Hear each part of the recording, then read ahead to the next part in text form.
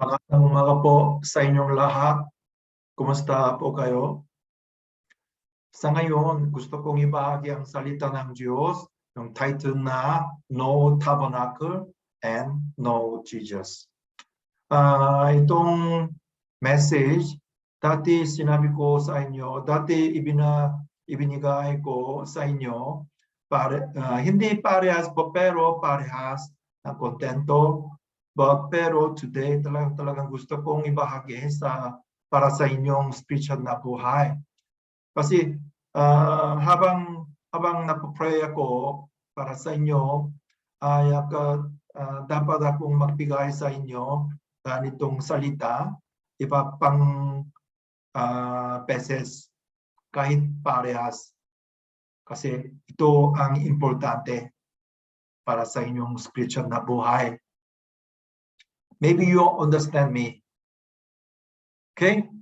So, Leviticus chapter 1, verse 1 to 9.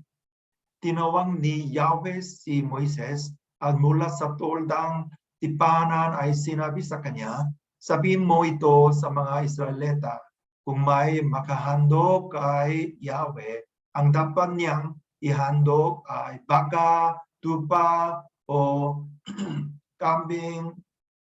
Kung baka ang kanyang handog na susunugin, kailangan ito ay lalaki at walang kapintasan. Dadalhin niya ito sa may pintuan ng toldang tipanan upang maging kalugo-lugo sa akin. Ipapatong niya sa ulo ng hayop ang kanyang kamay at ito iyo'y tatanggapin bilang pantubo sa kanyang kasalanan. Pagkatapos, papatayin niya ito sa harapan ko at ang dugo ibubuhos ng mga paring mula sa angkan ni Aaron sa palibot ng altar sa may pintuan ng toldang tipanan. Babalatan niya ang hayop saka kakatayin ang mga pari na may maglalagay ng baga sa altar at iahayo sa ibabaw nito ang kahoy na panggatong. Ihaharay nila ng maayos sa ibabaw ng apoy ang mga pirapirasong karne kasama ang ulo at taba. Ngunit tapat muna nilang hugasan ang laman, loob at ang mga paa bago ilagay sa altar. Pagkatapos ang lahat ng ito'y sama-samang susunugin bilang handog upang ang usok nito'y maging mabangong samyo sa akin. Hallelujah. Ito, sanctuary ito. Sanctuary. Sa taas may sanctuary. Sa baba, garden ng tabernacle. So ito, lahat tinatawag natin ito tabernacle. So, limang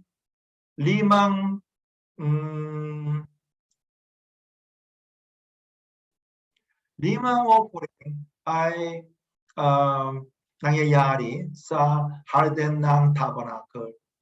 So, sa loob ng sanctuary, iba-ibang function para sa Diyos. Okay? Bawat isa-isa, I will tell you ng detalyo. Ito, dati pinakita sa inyo itong picture. So, sa labas ng garden, maraming tao lumalakad dito. Inside the tabernacle, many people stay here. And sa loob ng tabernacle, may sanctuary. So, ganitong bagay. So, kaya ito, alam ba ninyo ito? Ito, yung may gate, the eastern gate, may eastern gate, yung isang pintuan, kasi dahil sa isang pintuan, si Jesus ay pintuan ng tabernacle. So, alam ba ninyo, may toldang sa ito may boundary, sa may boundary, white linen. Gumawa ng white linen, ibig sabihin, white linen, ibig sabihin, the pure Jesus Christ. Walang kapintasan. At yung height ay 2 meters, about mga 2 meters 50 centimeter. So, ibig sabihin, kahit giant people, even though the giant people cannot see inside. Kung halimbawa, 1 meter 90 centimeter or 2 meter, they cannot see inside. Kasi yung height ay 2 meters 50 centimeter. So, ibig sabihin, sa loob, kahit isang, yung sino man gustong yung makita sa loob, ayaw nila makita. Kasi ano ang nangyayari, hindi nila alam. So, kasi ito, tinatawag natin, ito sikreto ng Diyos. So, nobody can see it inside.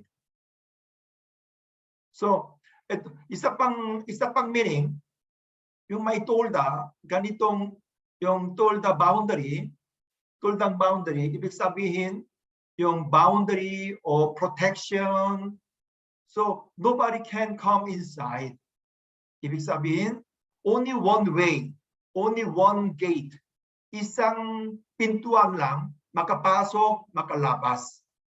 So you cannot go other place, you cannot go inside. Ibig sabihin, only Jesus is one way. Nobody can come inside by other means, other way. Only one Jesus. So, and then the people inside the garden of the temple, many people nagtitinda dito, yung magpili, bumibili, maraming tao, maraming nakatinda dito. So kaya dahil dito, so ayaw ni Jesucristo, ganitong mga tao ay nagtitinda, maraming magtitinda dito, ayaw ni Jesus. Ayaw. Kasi yung house of God is prayer house. Prayer house. Not business house, not business building. So, okay. But alam ba ninyo, we can go inside the sanctuary. Ito, yung sanctuary, ibig sabihin, sanctuary meaning, sanctuary, yung sa taas may sanctuary doon, but only sacerdote makapasok sa sanctuary, sa lumang tipan. Pero sa bagong tipan, Hebreo 10, chapter 11, mga kapatid, yamang may kalayaan ang makapasok sa dakong banal sa pamamagitan ng dugo ni Jesus. Pag may dugo ni Jesus tayo, makapasok sa sanctuary. Hindi lang yung harden ng tabernacle. Makakapasok tayo sa loob ng sanctuary. Ito, malaking privilege. Malaking privilege. So, ito bagong tipan. Sa bagong tipan, sino man sumampalataya kay Jesucristo, makapasok sa sanctuary. Makalabas sa sanctuary. Ito, malaking privilege. Tayo ay makaroon ganitong privilege, makapasok sa sanctuary. Amen? 1 Peter chapter 2 verse 9, tatapuat kayo isang lahing hirang, isang makaharing pagkasaserdote, bansang banal, bayang pag-aaring sarili ng Diyos. Ibig sabihin, isang lahing hinirang, isang makaharing pagka-saserdote. Saserdote.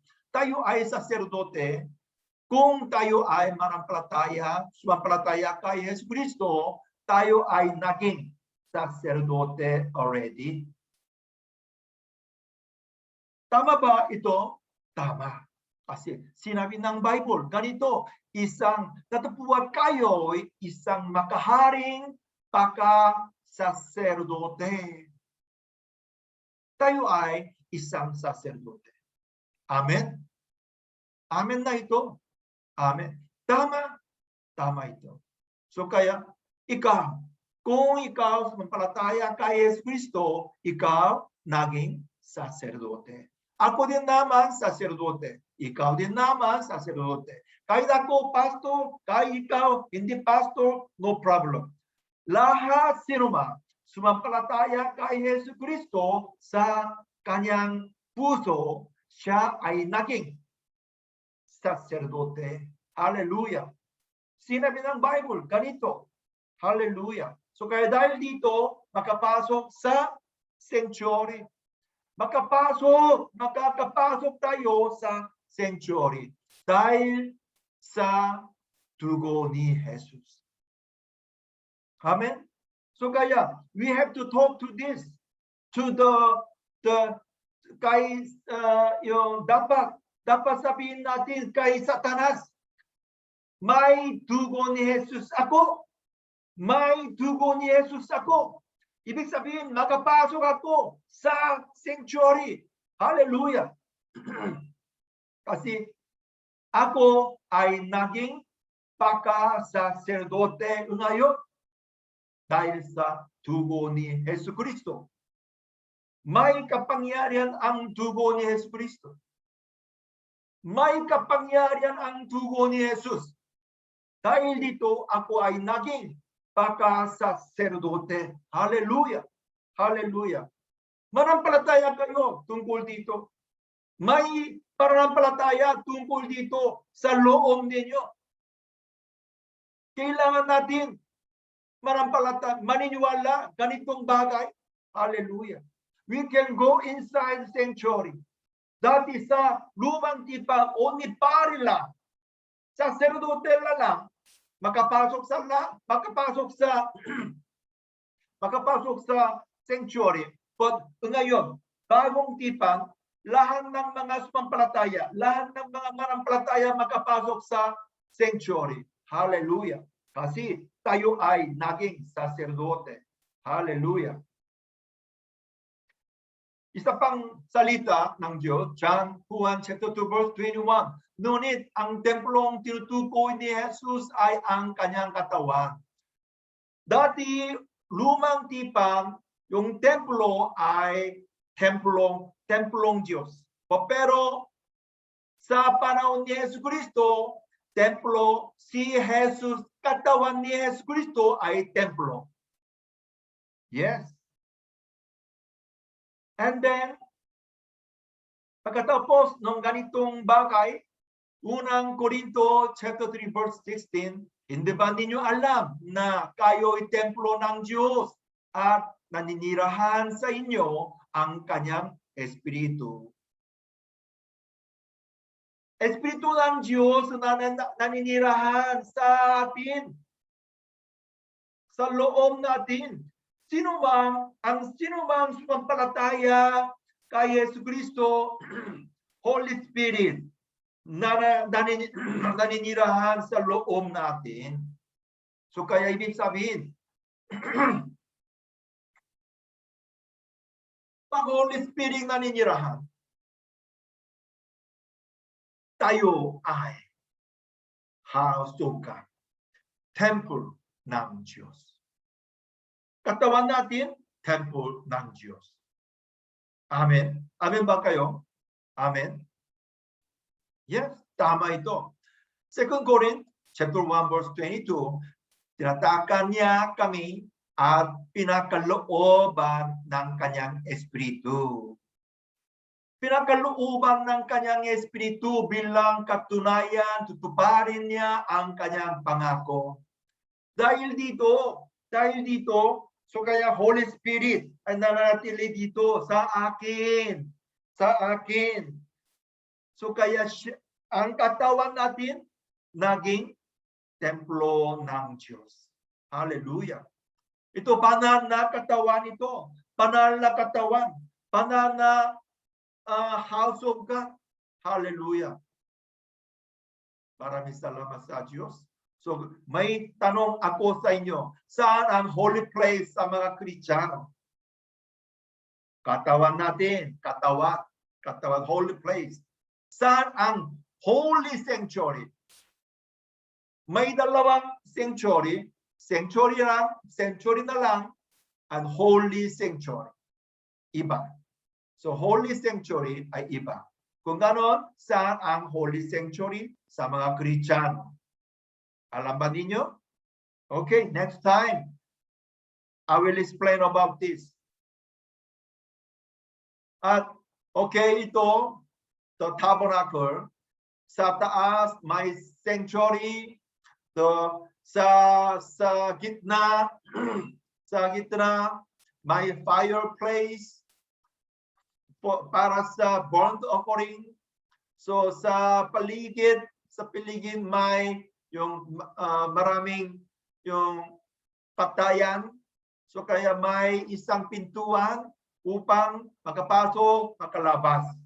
So kaya dito, tungkol pintuan, may sasabihin ako sa inyo, without offering, the human cannot come inside the garden of temple.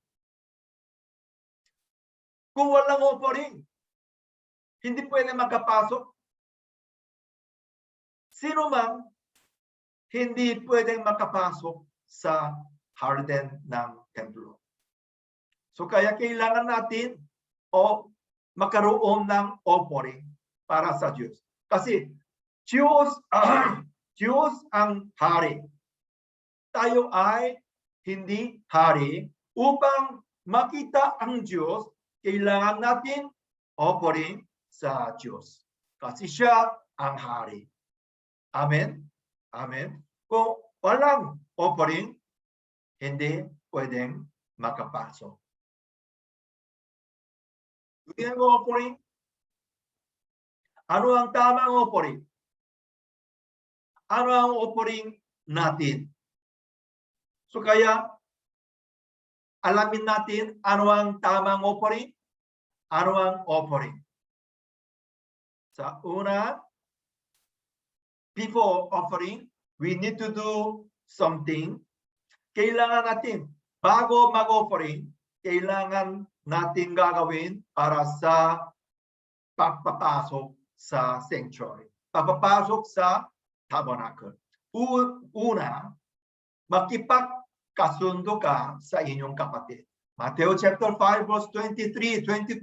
Kaya kung nakahandog ka sa Diyos, maalaala mo na may sama ng loob sa iyo ang kapatid mo, iwan mo roon sa harap ng dambana ang hain mo at yumaon ka ng iyong lakat, magkipagkasundo ka muna sa iyong kapatid. At kung magkagayon ay magbalik ka sa ihandog mo ang iyong hain. So kaya, una, before offering, before entering, and then kailangan natin magkipagkasundo ka muna sa iyong kapatid. Alam ba ninyo? Una. Ano ang unang beses? Ano ang unang gagawin natin? Makipagkasundo ka sa iyong kapatid. Amen? Ito, unang gawa para sa Diyos upang makapasok sa langit. Ikalawa, maghanda ka ng offering walang kapintasan. Malaki, chapter 1 verse 8 to 10, sa tuwing makahando kayo sa akin ng mga hayop na black, pilay, o may sakit. Subukin ninyo maghandog ng ganyan sa inyong gobernador. Matuwa kaya siya sa inyo at ibigay ang inyong kahilingan? Next. Magsumamo man kayo sa Diyos ay hindi niya kayo papakinggan kung ganyan ang ihahandog ninyo sa Kanya. Mabuti pa isara na ng isa sa inyo ang mga pinto ng templo at huwag na kayong mag-aksaya ng panahon sa pagsisindi di walang kabuluhan apoy sa ibabaw ng aking altar. Hindi ako nalugod sa inyo at hindi ko tatanggapin ang anumang handog ninyo. Anong ibig sabihin? Talagang ayaw ng Diyos yung offering walang may kapintasan. Talagang ayaw ng Diyos. Parang ganito, yung black, pilay, masakit. Subukin ninyo maghandog ng ganyan sa inyong gobernador. Matuwa ba siya? Hindi matuwa.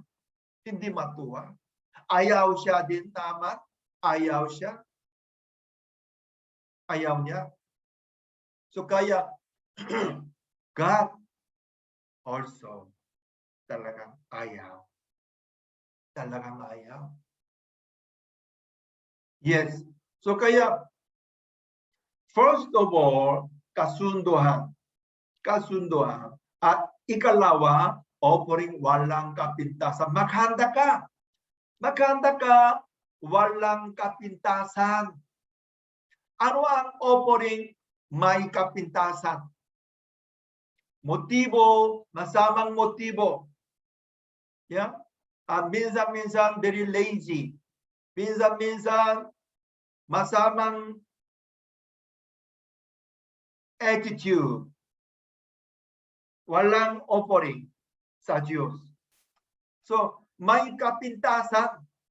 Maraming tao may offering sa Diyos, may bulak, pilay, may sakit. Ayaw ng Diyos tungkol dito. Ayaw, talagang ayaw. So kaya, kung gano'n, ano ang tamang offering walang kapintasan? Yeah? Tayo, kahit ako, may kapintasan. Kahit ikaw, may kapintasan. Sino ba? Kahit tao, lahat ng mga tao may kapintasan. Kung ganon, sino ang walang kapintasan? Si Jesus lamang. Si Jesus lamang walang kapintasan. So kaya, kailangan natin maghanda tayo ng offering si Jesus Kristo kasi siya lang walang kapintasan. Si Jesus Kristo tamang offering kasi walang kapintasan. Kung may kapintasan, anumang bagay, hindi tamang offering. Kasi talagang ayaw ng Diyos yung may kapintasan na offering. Amen? So kaya, only Jesus can be a good, can be a pure offering sa paningin ng Diyos. Amen? So kaya, kailangan natin, dadalhin natin si Jesus Kristo upang makita ang Diyos. Si Jesus Kristo dadalhin natin. Si Jesus Kristo makapasok sa sanctuary, makapasok sa garden, makapasok sa tabernacle. Kung walang si Jesus Kristo, lahat ng mga bagay may kapintasan, useless. Only si Jesus Kristo lang, walang kapintasan. Ito ang perfect offering. So kaya, kung gusto natin pumasok sa tabernacle, dapat dadalhin dadalhin ko ang si Jesu Cristo. Dugo ni Jesu Cristo. Amen? So kaya, dalawang bagay. Una, yung harmonize sa mga kapitbahay. Harmonize, we have to repent, we have to good relationship, we have to forgive other people, and God will forgive ours. And then ikalawa, maghanda ka ng tamang offering, si Jesu Cristo. Amen. Si Jesu Cristo. Si Jesu Cristo lamang, walang kapintasan. Okay, Hebrew word korban, offering. Offering meaning is korban. The meaning is like this: to draw close to, personal connection, desire to become close to, heartfelt relationship, intimacy. So, offering, korban. Kung tayo ay nagsabi, korban, ibig sabihin, I want to close to God. So, kung walang korban, we cannot go close to God.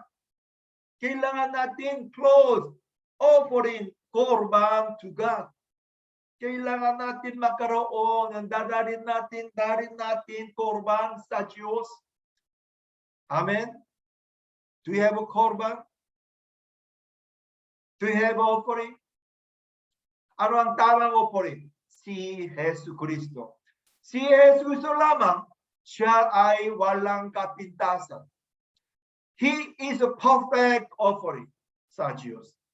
So nobody can be a tamang perfect offering. Only Jesus. If we bring other offering, God rejects us. Because only Jesus is perfect offering. Do we have a perfect offering? Do we have a complete offering?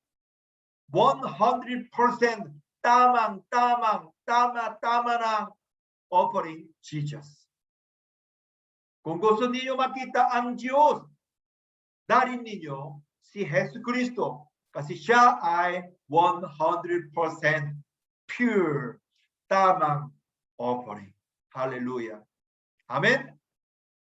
So kaya kung kayo mapunta sa iglesia, yung church, kailangan ninyo bago pasok sa simbahan, check mo muna, may si Jesu Cristo sa puso ko o wala o meron. You have to check. Tandaan natin, si Jesu Cristo meron dito o wala.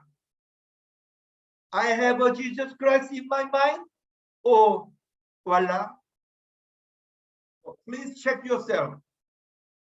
You have a Jesus o wala. Before you sit in the church, before you enter the church, before you worship Jesus, you have to check.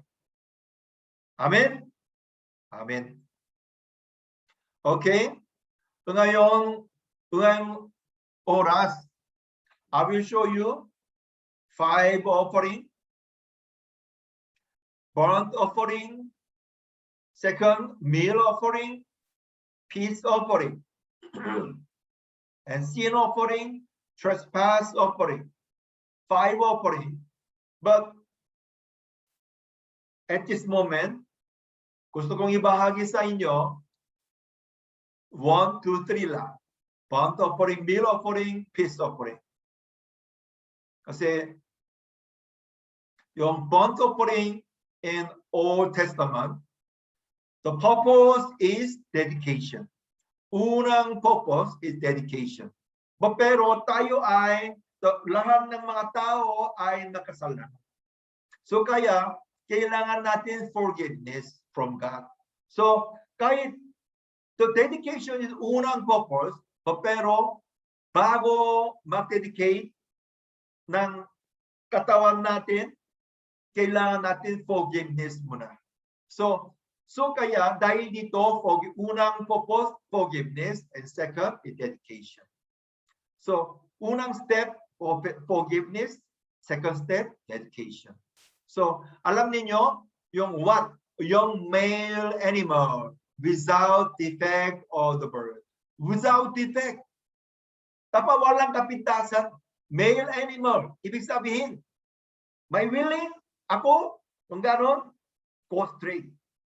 Walang changeable. Walang change.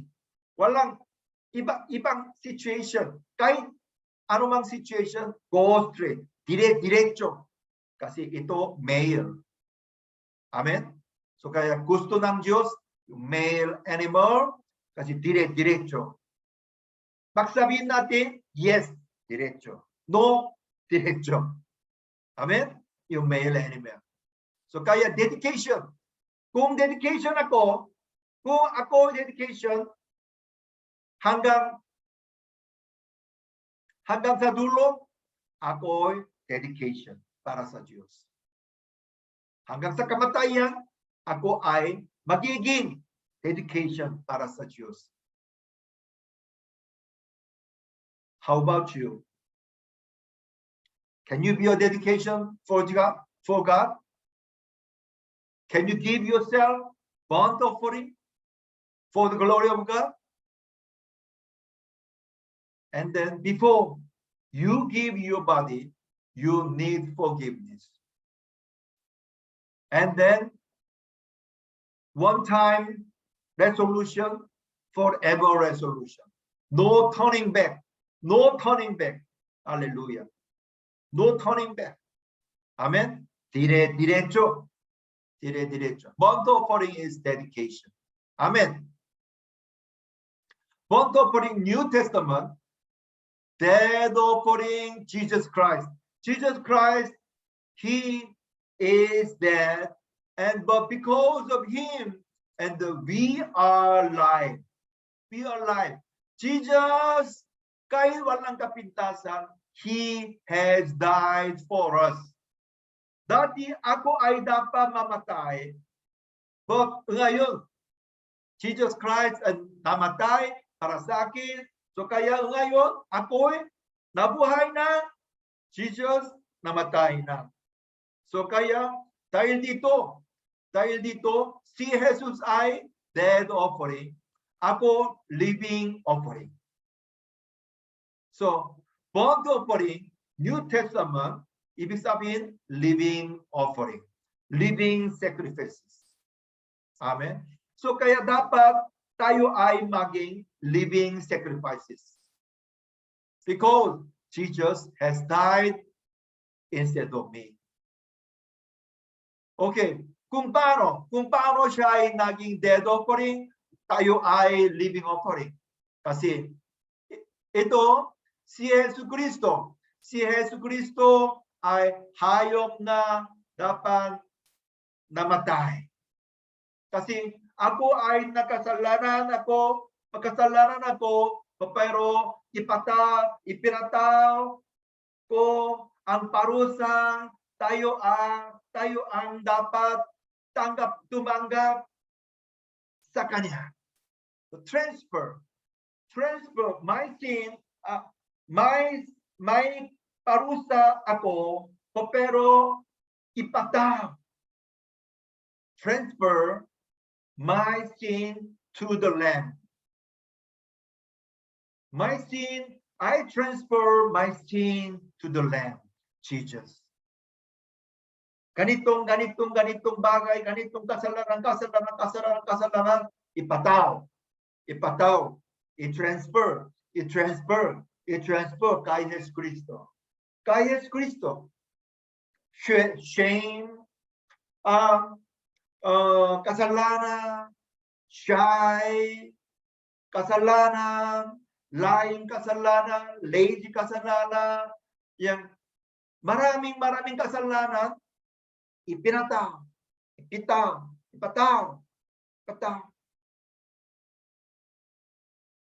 Transfer sa Diyos. Amen? Yes. So kaya, pag maalala mo, ang kasalanan ito, parusa ko, ganitong bagay, yeah? Ipataw, i-transfer ang parusa ko sa kanya. I-transfer parusa ko, ganitong shameful situation, ang masamang situation, yung ganitong parusa, yung pag-aalala sa kanya. Minsan, yeah, fear, minsan shameful situation sa kanya. Kasi si Jesus Kristo namatay sa krus. Lahat. Tapos, yung dugo ni Jesus Kristo tumutulo sa lupa. Ibig sabihin, tapos. Pinatawag ang lahat. Hallelujah. So kaya, kung mayalala ninyo, anumang masamang bagay, i-transfer sa Diyos. Ipakong sa Diyos. Ipakong kay Jesus Kristo. Lahat ng mga parusa sa kanya. So kaya si Jesus Kristo namatay na, ako nabuhay na. So kaya si Jesus Kristo namatay na para sa akin dati 2,000 years ago. Kahit ako ngayon nabubuhay pa, so kaya lahat hanggang ngayon yung dugo ni Jesus ay epektibo sa akin. Kasi may pananampalataya ako. So kaya kailangan natin pananampalataya sa Kanya. Amen? So kaya sinabi ng Bible, no blood, no forgiveness. Hebrews chapter 9:22. So ipataw, i-transfer ang ganitong kasalanan sa Kanya. Ganitong kasalanan sa Kanya. Hallelujah. Lahat transfer, ipataw sa Kanya. Amen. Can you do that? You imagine like this. Ipataw, i-transfer. Mag-transfer ako sa Kanya ng ganitong bagay, ganitong masamang bagay sa Kanya. Hallelujah. Kung may shame, kung may shy, kung may masamang, kung may parusa na tayo ang dapat tumanggap. Hallelujah sa Kanya. Hallelujah. Praise the Lord. Minsan guilty mind. Praise the Lord. God sa Kanya. Lahat sa Kanya. Kasi He finished all the penalties on cross. Amen. The old is gone. New has come. Hallelujah. You have to know this. So kaya, ano ang dapat gagawin natin? Yeah, something to be fulfilled. There's two kinds of level. Something to be fulfilled, already fulfilled by Jesus. Okay, sinner. Ako ay dapat maging sinner and confess, repent, my sin, ganitong bagay, and transfer. Something to be fulfilled. We have to do this. And then, innocent. Jesus is innocent. Jesus, walang kapintasan. Yeah. And then He has died. For me, He has died. He died. And my blood, my dugo, si Jesus Kristo, tumutulo sa lupa. Ibig sabihin siya ay namatay na. Hallelujah. Yeah. So burnt offering, burnt. So kaya siya ay namatay sa krus. Burnt. He finished all the things fulfilled by Jesus Christ, the sinner. And then this the red letter, innocent, dead, blood, burned, already things by Jesus Christ. Amen.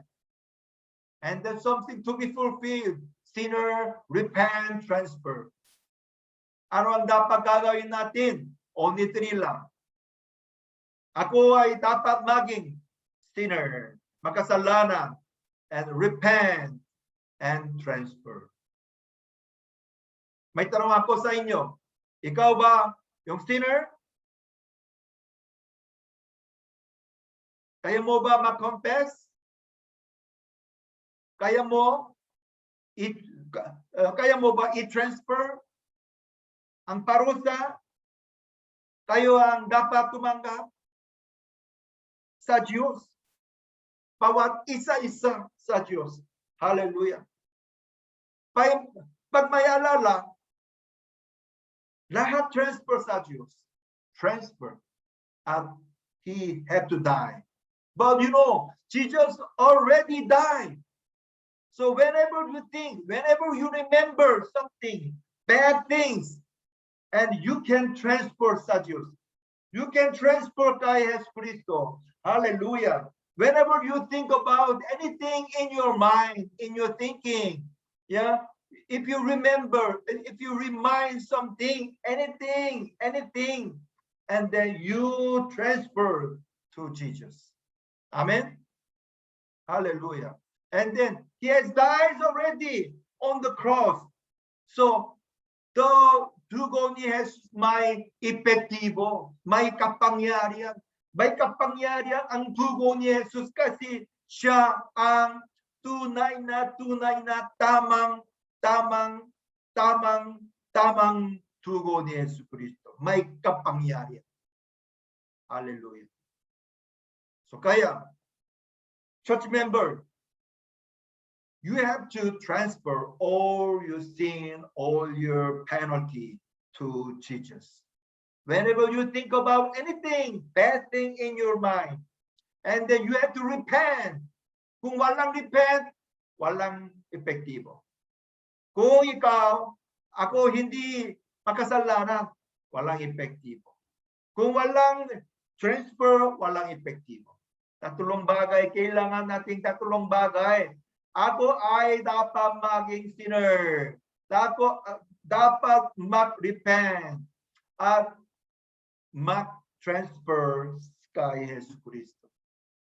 Kung gano'n may epektibo. Miracle na epektibo. May kapangyarihan ang dugo ni Jesus Cristo. Kasi innocent, died, blood, bond. Hallelujah. Only very simple thing. Simple thing. Only you transfer your sin to Jesus. Amen. Amen ba kayo? Amen? Okay. Ngayong oras, I remind you, you have to bring Jesus Christ in your worship service. Before you go to the church, before you attend the church, before you worship Jesus Christ, kailangan ninyo si Jesus Cristo. Kasi si Jesus Cristo, tamang offering sa paningin ng Diyos. Amen. Amen. Only kailangan ninyo tatlong bagay. Dapat ikaw maging sinner, makasalanan. At dapat kayo magsisisi at i-transfer lahat ng mga parusa na tayo ang dapat tumanggap sa Diyos, sa kay Jesus Cristo. Amen? Kung ganon, already things by Jesus, innocent, dead, blood, burn. Jesus already died. So kaya, dating kasalanan ko, ngayong kasalanan ko, future kasalanan ko, dapat magsisisi ako sa harap ng Diyos. Lahat forgiven. Patatawarin ng Diyos. Lahat. Amen. Patatawarin ng Diyos lahat ng kasalanan natin kung tayo ay ipatawad. Amen? Amen. Do you believe this? You have to believe this. So kaya, kailangan natin yung pananampalataya. when I put my hand on Jesus, yung hayo, and lahat ng mga kasalanan ko, maka-transfer sa Kanya. Hallelujah. You have to believe this. Amen? May epektibo. May kapangyarihan ang dugo ni Jesus sa inyong buhay, sa inyong spiritual na buhay, bagong start, new start, and then yung ngayon malaya na ako sa parusang ako ang dapat tumanggap. Amen ba kayo? So kaya magsabi kayo sa ibang tao yan tungkol dito. Transfer lang. Jesus has died on the cross already. Tapos na. So kaya i-transfer. Ma-i-transfer mo. Amen. Hallelujah. Let's pray. Let's pray together. Maraming salamat po, Panginoon. Sana lahat church member dapat ma-i-transfer lahat ng mga kasalanan nila kay Yesu Cristo. Kahit ako'y maraming parusa, maraming shame, maraming depression, maraming kasalanan. Pero dahil ikaw ay namatay sa krus, innocent, death, and blood, and bound to operate, ikaw ay namatay para sa akin. So ako ay nabuhay na. Hallelujah. Kasi ikaw ay namatay, ako ay nabuhay na. Maraming salamat po, Jesus Christ. You have a victory in my life. Hallelujah. Maraming salamat po. We pray in Jesus' name. Amen. Hallelujah.